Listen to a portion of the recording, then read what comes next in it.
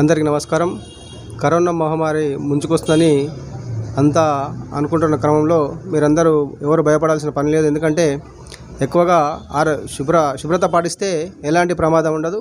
పైగా మన ప్రాంతానికి ఎక్కువ వచ్చే అవకాశం ఉండదు. కాబట్టి ప్రజలెవరూ భయపడకుండా ఉండి కనీస జాగ్రత్త పాటిస్తే ఎలాంటి మహమ్మారిని తరిమికొట్టవచ్చు అనేది నా యొక్క అభిప్రాయం.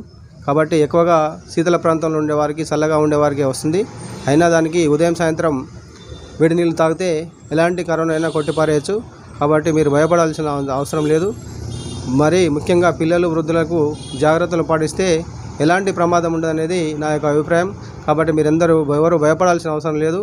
ఏదో కుంపలు మునిపోయినట్టు మీరంతా ఆగమాగం కావాల్సిన అవసరం లేదు. కాబట్టి మీరు ధైర్యంగా ఉంటేనే మీకు కరోనా కాకపోతే ఇంకేం మహమ్మారి వచ్చినా మనం హాయిగా ఎదుర్కోగలం.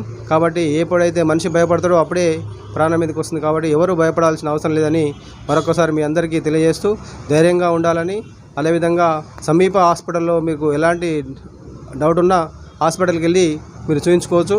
కాబట్టి మీరు భయపడకుండా ముందుగా ధైర్యంగా ఉండి మీరు జాగ్రత్తలు పాటిస్తే తప్పకుండా ఈ మహమ్మారిని కూడా జయించే అవకాశం ఉంటుంది. కాబట్టి ఎవరైతే భయపడతారో వాళ్ళకి ప్రమాదం ఉంటుంది. కాబట్టి ఎవరు ధైర్యంగా ఉంటే వాళ్ళకి జయించవచ్చు. కాబట్టి తప్పకుండా మీరందరూ ప్రజలు ఆరోగ్య నియమాలు పాటించుకుంటూ, కనీసమైనటువంటి జాగ్రత్తలు పాటించుకుంటూ, బలమైన ఆహారం తిని మీ యొక్క భయాన్ని తొలగించుకొని ముందుకు వెళ్ళాలని కోరుతూ మీ నిరంజన్ పూలే.